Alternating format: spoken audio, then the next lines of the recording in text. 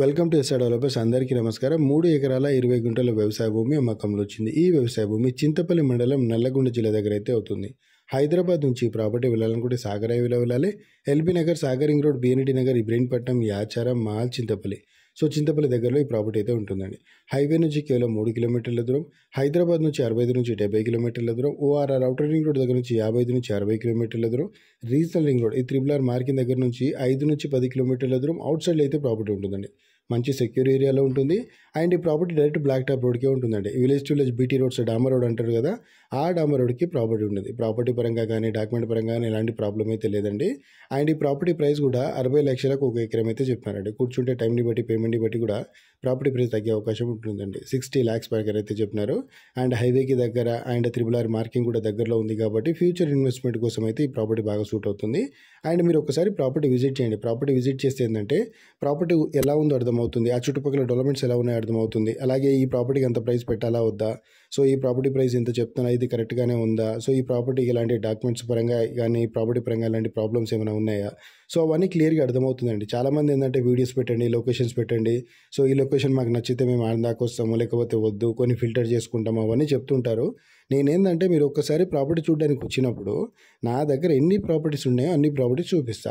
నా దగ్గర మీకు నచ్చింది అనుకోండి వెళ్ళాను కూడా. ఒకవేళ నా దగ్గర నేను చూపించే విధానం మీకు నచ్చలేదు, లేకపోతే నేను చూపించే ప్రాపర్టీస్ కూడా కరెక్ట్గా లేవు అనుకుంటే మీరు మళ్ళీ ఇంకో దగ్గర చూడండి. ఎందుకంటే మీరు చూడడం వల్ల టైం వేస్ట్ అవుతుందేమో అని చెప్పేసి మీరు ఆలోచిస్తున్నారు, కానీ ఆ చూడడం వల్ల ఏంటంటే ఒక ఎక్స్పీరియన్స్ వస్తుంది. సో ప్రాపర్టీ చూడడం ఎలా, సో ప్రాపర్టీ ఎలా ఉంటాయి అండ్ ఇక్కడ ప్రైజెస్ ఎలా ఉన్నాయి అవన్నీ క్లియర్గా అర్థమవుతుందండి.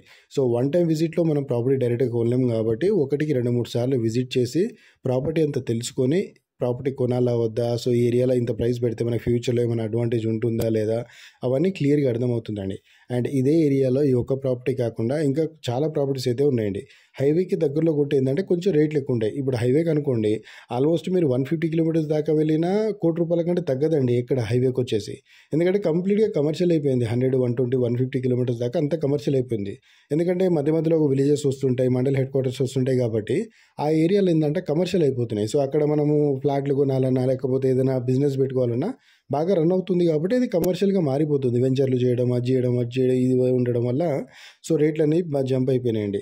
సో కొంచెం లోపలికి వెళ్తే ఏంటంటే కొంచెం తక్కువలో వచ్చే అవకాశం ఉంటుంది. ఇప్పుడు ఇది 3 కిలోమీటర్ల దూరంలోనే ఉంది కాబట్టి 60 లక్షలు చెప్తుండు. అలాగే హైవే నుంచి ఒక 5-10 కిలోమీటర్ల దూరం లోపలికి వెళ్ళామనుకోండి 50 లక్షలు, 45 లక్షలలో కూడా దొరికే అవకాశం ఉంటుంది.